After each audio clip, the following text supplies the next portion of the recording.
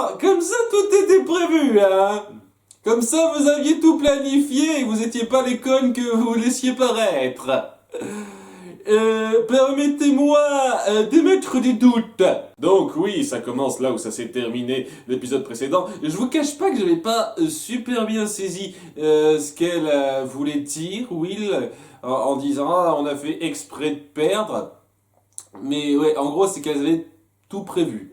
Et j'aurais tellement de trucs à dire par rapport à ça. Mais voilà, donc déjà on a droit à un gros flashback d'une bonne minute 30 sur les épisodes d'avant, parce que on sent clairement que c'est l'épisode où il se passe pas grand chose. Enfin, on pourrait faire en sorte qu'il se passe grand chose en termes d'action, mais on va pas trop le faire parce que ça coûterait trop cher à animer. Et donc, on va étendre la chose sur plusieurs moments, de façon à ce que ça tienne les 20 minutes. Et donc le premier truc, c'est le flashback qui montre comment elles ont fait promettre à Cédric de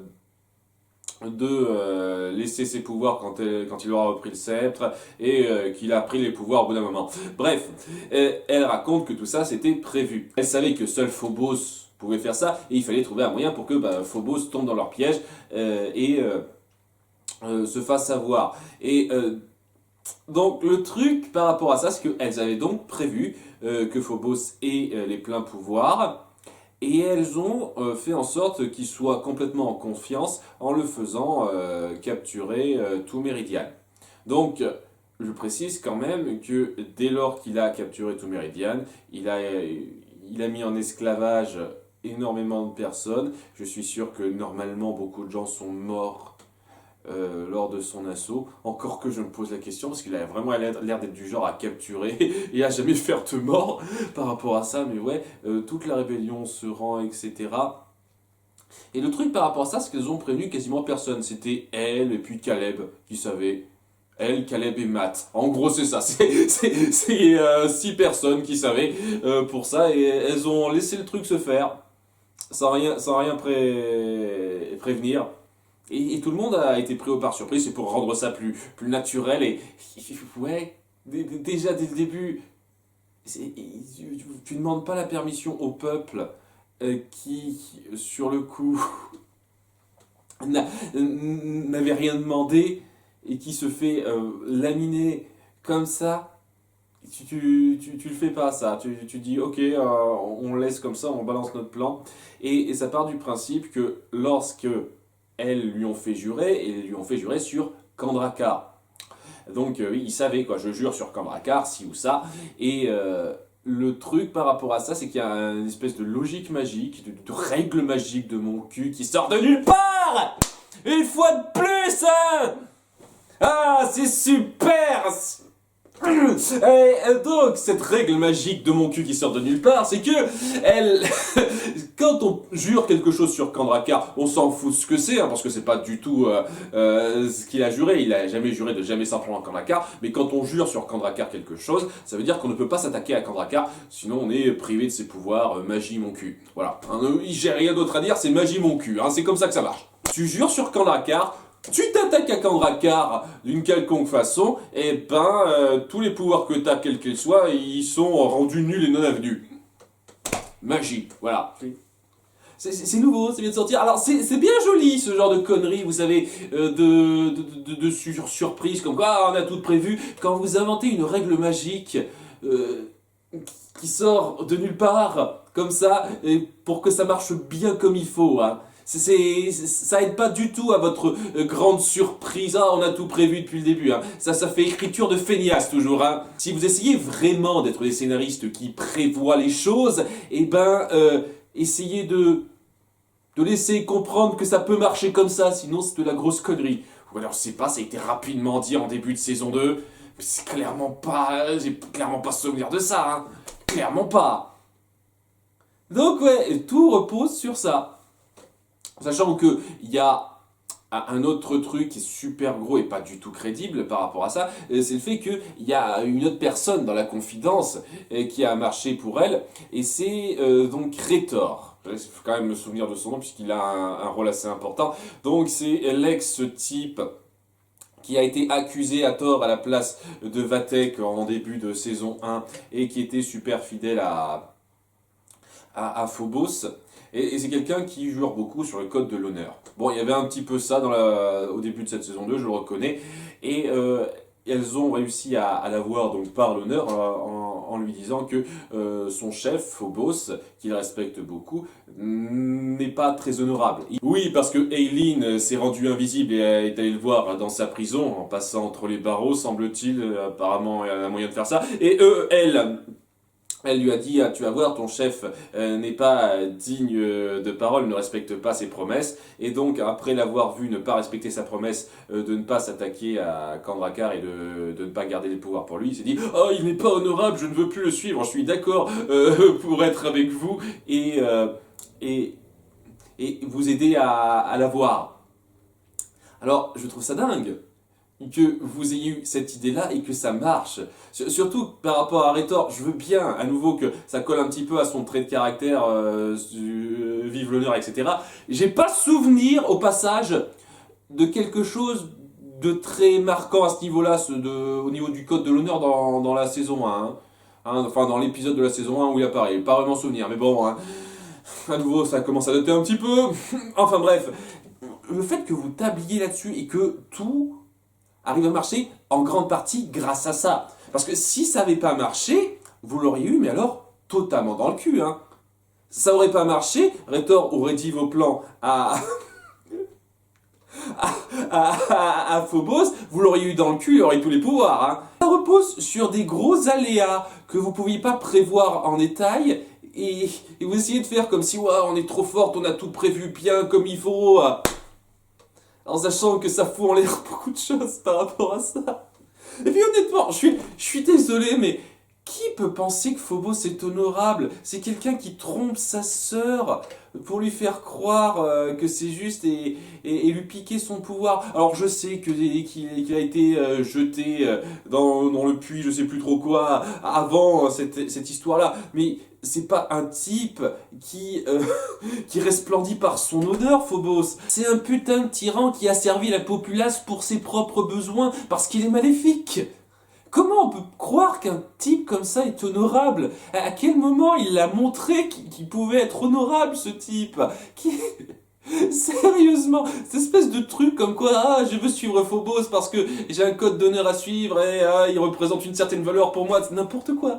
C'est n'importe quoi. C'est une connerie que vous balancez comme ça, et qui repose un tout petit peu sur ce qu'était le personnage avant, mais qui n'a pas du tout été étayé par le méchant.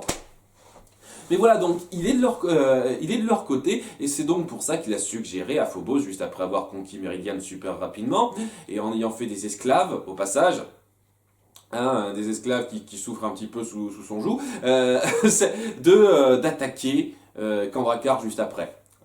Sachant que, à nouveau, ça reposait sur le fait que s'il n'avait pas suivi ses conseils tout de suite, et s'il avait eu envie d'attaquer d'autres mondes avant, eh ben il l'aurait fait. Heureusement qu'il suit les conseils de Rhétor, vous savez, le mec qui n'a pas pensé à libérer tout de suite et qui se porte en bras droit pour une raison qui n'est pas particulièrement précise, parce à nouveau, il y a des gens qui sont plus compétents que Rhétor. Et c'est pas lui qui l'a pensé lorsqu'il a fallu libérer 2 personnes pour le protéger. Il a pensé à libérer les 2 types qui l'avaient trahi, le mec qui l'a déçu et la fille qui l'a trahi, c'est-à-dire Cédric et Miranda. Donc ça repose sur des gros trucs qui passent très bien pour les besoins du scénario, ce truc-là, pour que ça ait un sens. On essaye de nous la jouer, ça a été trop écrit à l'avance, c'est trop bien pensé, mais c'est de la grosse connerie. D'autant plus que, oui, Rhétor est parvenu, dans son coin, à convaincre d'autres méchants de passage qu'on a bien connus, de le rejoindre. Alors, je trouve ça dingue qu'il ait osé essayer ça et risquer sa couverture, mais il l'a fait, et il l'a fait avec l'espèce de monstre qui est un peu difforme, je sais plus comment il s'appelle, et l'homme sable. Alors le monstre difforme, il a jamais eu la moindre motivation ou quoi que ce soit, j'ai jamais trop compris l'intérêt de ce type de le remettre déjà, mais l'homme sable, je rappelle que c'est quelqu'un qui en voulait à mort aux gardiennes et qui n'avait rien de particulier contre Phobos. C'était juste une espèce de tas de sable qui s'en prenait aux gens qui l'approchaient, qui bougeaient d'un coin à l'autre. Donc il avait aucune raison particulière de vouloir être du côté des gardiennes à ce moment-là, mais il a réussi à être convaincu parce que merde, je sais pas, c'est n'importe quoi. C'est n'importe quoi. Il y avait d'autres personnes à convaincre, je pense, en dehors de celle-là. Ne serait-ce que Miranda. Merde, Miranda, ça aurait été genre une des premières personnes à convaincre parce que elle a été trahie par Phobos, elle a essayé de le trahir, mais non, pas elle, parce que ouais, elle a été libérée avec Cédric, donc j'imagine que c'est sa fidèle chienne. Sert à rien, ça m'énerve la façon dont vous chiez ce personnage en faisant juste une sbire sans cervelle qui suit bêtement ce qui se passe, quoi. Euh, voilà, elle promettait tellement, vous en faites rien. Et donc, bref, il y a toute une histoire autour du fait que Caleb et Blunk sont emprisonnés et Rhétor à nouveau qui est genre le deuxième conseiller de Phobos maintenant lui suggère de le jeter dans la fosse en question de façon à ce qu'il soit récupéré un peu plus tard en loose day sans qu'on le voit, mais Phobos a une meilleure idée et il se dit tiens on va les faire exécuter demain. Pourquoi pas tout de suite maintenant, je sais pas, c'est parce qu'il faut qu'ils survivent, ah, sinon... Et donc ça amène à ce que nos filles qui sont emprisonnées dans le cœur de Méridienne, c'est-à-dire Elion, les gardiennes et Yanlin, se disent « Ah, il faut faire quelque chose, il faut prévenir les filles ». Et donc on va utiliser le pouvoir d'Alinor en combinant, en se mettant tout ensemble pour envoyer un message. Voilà, parce que ça peut marcher comme ça aussi, quoi. On peut utiliser nos pouvoirs à grande échelle, à une distance super éloignée, parce que je rappelle qu'ils sont sur Méridiane, et Tarani, donc la fille qui a le même pouvoir de télékinésie que Alinor, se trouve sur Terre. Il y a une grande distance. Et pourtant, on peut quand même créer ce lien, parce que... Ta gueule, c'est magique! Et donc, ouais, au début, elle a quelque chose d'assez flou, et c'est juste des intuitions. Qui lui viennent, mais ça suffit à lui faire comprendre que Caleb et Blunk sont en danger et qu'ils doivent aller le libérer. Et donc elles le font. Voilà, hein, et c'est à ce moment-là qu'on apprendra que Rhétor et d'autres types sont de son côté. Voilà, c'est une histoire de dire rapidement. Et donc ils sont sauvés rapidement et ça servait pas à grand-chose de les maintenir emprisonnés. C'était pour faire ça, à part pour trouver une excuse pour mettre en place cette espèce de double révélation, parce que oui, la révélation de leur plan aux filles, ça se fait en plusieurs fois. Sachant que pendant donc cette préparation à l'attaque de Phobos qui prend son temps parce que... il avait besoin de faire les choses en grand en fait, c'est ça le truc. Il pouvait pas bêtement utiliser les deux objets qui permettent directement de passer entre les dimensions, hein, puisqu'il a piqué la dent de Blunk et il a l'anneau de Nerissa. Non, il se dit tiens, je vais créer une espèce de gros Stargate, une espèce de gros portail en forme de cercle, un Stargate, pour passer d'une dimension à l'autre et comme ça, ouais, ça restera tout le temps ouvert ou je sais pas quoi. Alors que je sais pas, tu pourrais facilement amener tes vagues de gens et les attaquer. Non, c'est pour cela jouer là, j'observe, je participe pas au combat. Genre avant, il participait directement au combat quand il attaquait, mais là, il va pas participer directement au combat. J'y viendrai. Au passage, oui, j'y ai pas pensé la dernière fois, mais il parle tout le temps en écho maintenant. Vraiment, dans l'épisode précédent, il a tout le temps parlé en écho. Là, maintenant, il parle tout le temps en écho. C'est le pouvoir du sceptre qui le fait parler en écho, parce que ça a pas fait ça avec Nerissa, hein. Elle parlait normalement, hein. C'est quoi ce petit délire, quoi? Oui, je parle en écho, c'est pour lui donner un aspect plus imposant. C'est lui qui fait ça pour se la péter, pour frimer, c'est complètement con ce détail, mais voilà, c'est là, il parle en écho. Et donc... Ouais, avant cette grande confrontation, il y a un petit problème, il y a le petit souci de l'examen. Il y a les examens demain. Super important. Et donc, ça donne une excuse pour se centrer un tout petit peu sur Tarani dans cet épisode, parce qu'il faut toujours qu'il y ait une petite héroïne centrale de l'épisode, même dans l'avant-dernier épisode. Donc voilà, c'est une excuse comme quoi, oh, j'ai pas assez révisé, ouh. Ah, ça va être la cata, je vais pas avoir 20 sur 20, je vais seulement avoir 17. C'est plus ou moins ce qu'elle dit à un moment donné. Et ouais, donc c'est en se concentrant qu'elle aura donc une espèce de message flou, et un peu plus tard, quand Irma lui dira de bien se concentrer sur ses connaissances, qu'elle arrivera à se concentrer sur ses connaissances et à passer ses examens sans problème. Voilà, problème réglé. Et C'était wow, n'importe quoi, mais ça lui permet aussi d'entendre de façon claire le message que veulent lui envoyer les prisonnières du sceptre. Sachant que, ouais, quand même, le moment où elle décide d'envoyer un message et le moment où elles finissent par le faire, il se passe genre quelques heures dans le monde, dans le monde de la série, même si c'est juste une minute pour nous, mais c'est un petit peu bizarre. Il leur faut du temps pour se mettre d'accord quand même. Hein. Je sais que Nerissa fait un peu chier, mais quand même. Oui, puis on crée une espèce de dynamique à la con, histoire de garder ce côté un petit peu comédie, avec Yan Lin qui aime pas que son double parle en écho avec elle. C'est censé être drôle apparemment. Voilà, donc elle finit par recevoir clairement le message de Elion qui l'informe de choses qu'il ne savait pas, c'est-à-dire que Yan Lin n'a jamais été du mauvais côté, c'est seulement son double, et qu'elles sont toujours piégées dans le cœur de Meridian, c'est ce que nos héroïnes devraient savoir. Donc ouais, en dehors du fait que Yan Lin n'a pas été vraiment corrompue par Nerissa, elles n'ont pas rien de particulier, mais voilà. Bon, histoire de dire qu'elles peuvent communiquer. Bon, alors, j'imagine que vu ce qui se passe à la fin de l'épisode, ces personnages-là auront vraiment une importance par la suite. Parce que semblant être vexant, ouais, l'histoire avec Caleb et Blunk, comme quoi il faut les sauver rapidement, sachant que oui, il y a seulement Will et Tarani qui y vont, c'était complètement superflu, hein. Servait absolument à rien. Vous auriez juste pu faire en sorte qu'il ne soit pas capturé, ça aurait été pareil. Vous auriez pu faire en sorte que Blunk perde perdre sa dent. Même pas, il a même pas à perdre sa dent, Blunk, hein. Étant donné qu'il crée une espèce de super portail de la mort qui tue, en fait, le plus logique, ça aurait été que Blunk ne se fasse pas capturer, qu'il ne perde pas sa dent, et donc, à ce moment-là, il aurait été obligé de faire construire ce truc par nécessité. Parce que je sais pas, il pouvait pas utiliser la bague, ou il avait pas assez de pouvoir, et il n'était pas lié à lui, ou un truc comme ça. Ça aurait pu être logique, parce que cette espèce de mini-corne qu'il possède, Blunk, ça, n'importe qui peut s'en servir. Là, ça aurait été logique. Vous auriez pu faire en sorte que Caleb et Blunk ne soient pas capturés, et donc il n'y aurait pas eu toute cette scène où il fallait aller les libérer et où on découvrirait donc que Rhaetor est dans le coup, et ça aurait été pareil.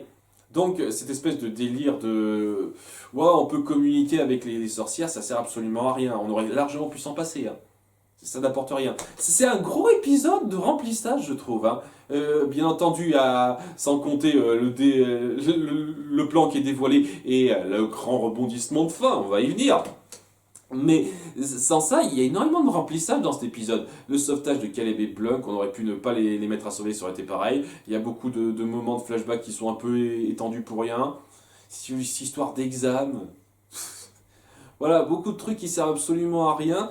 Et à cause de ça, on a un espèce de pseudo faux combat final, puisque la moitié des personnages qui attaquent nos héroïnes font semblant, qui dure trop peu de temps, en fin de compte.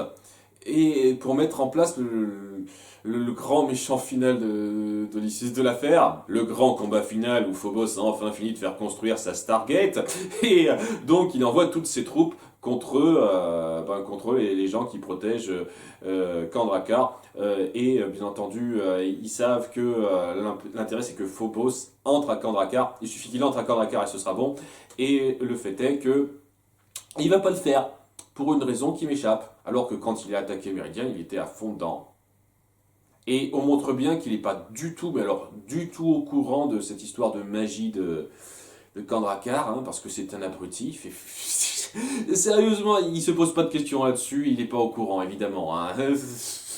Ça aussi, ça reposait énormément sur le fait que Phobos était un ignare à ce niveau-là, hein, votre plan, les filles. Hein. J'appelle pas ça un plan super bien réfléchi. Donc... Ouais, il y va pas quoi, il préfère observer ça. Et donc c'est aux grandes dames de Rhétor qui essaye de lui demander gentiment en étant un petit peu subtil. Ça c'est un truc que j'apprécie quand même. Rhétor essaye d'être subtil dans sa façon d'être un espion. Hein, comme l'a fait Vathek. Hein, au début, après il s'est vite fait griller comme une merde, mais au début, quoi, c'était plutôt subtil dans sa façon d'être espion, il essayait de faire gaffe. Rhétor aussi, il essaye de faire gaffe, il essaye d'être assez intelligent.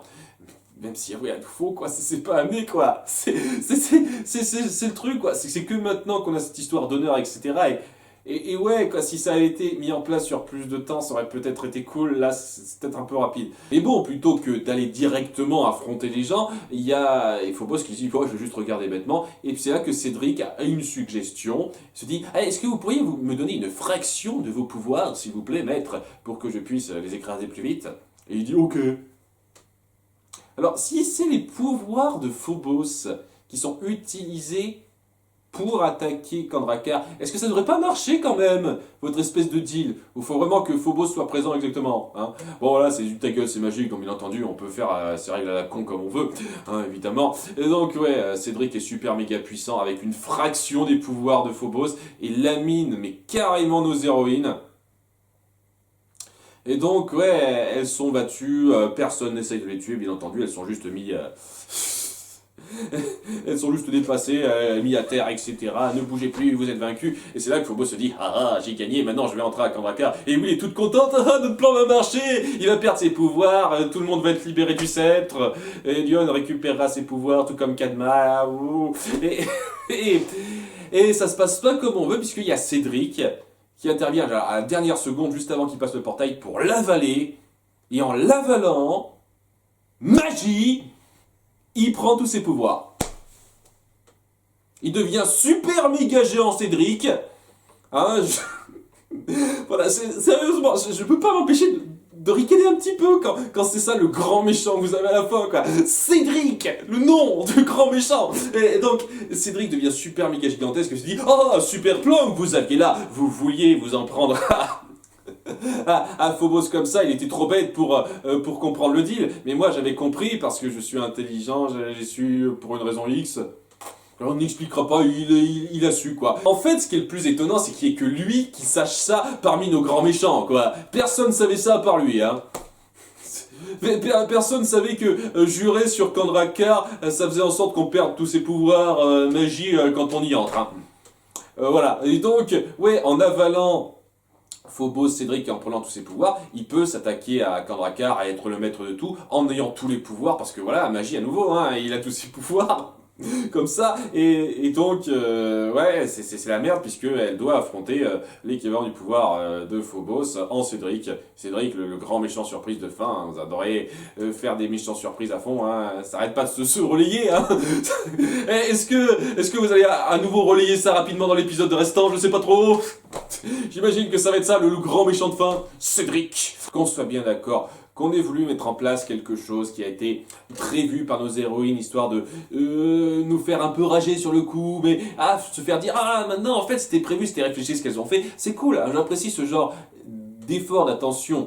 Je suis pas certain à 100% que ça a été mûrement réfléchi au moment où ça a été mis en place, c'est-à-dire dans l'épisode 22, ouais, mais j'apprécie le principe, le truc c'est que vous y avez pas réfléchi davantage. Ce qui fait que dès lors qu'on a un peu de réflexion et qu'on y pense un tout petit peu, on voit énormément de failles et de défauts là-dedans qui font passer nos héroïnes pour des grosses inconscientes qui jouent au risque tout avec ça.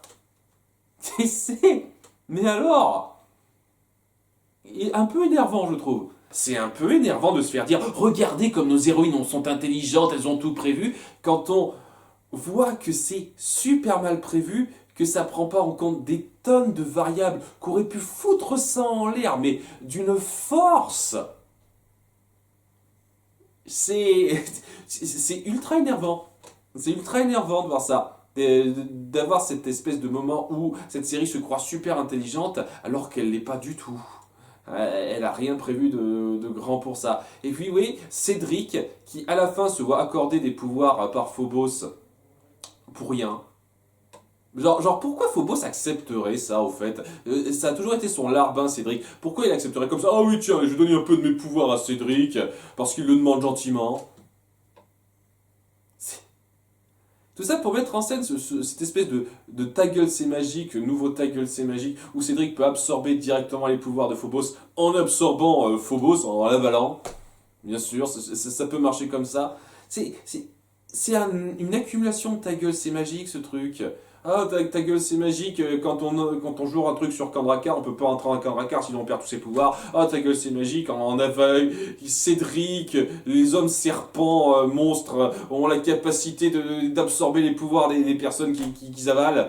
Évidemment. Je pas souvenir une seule seconde que ça a été montré, ça. On le voit avaler personne, Cédric, durant toute la série, donc ça n'a pas du tout été montré avant.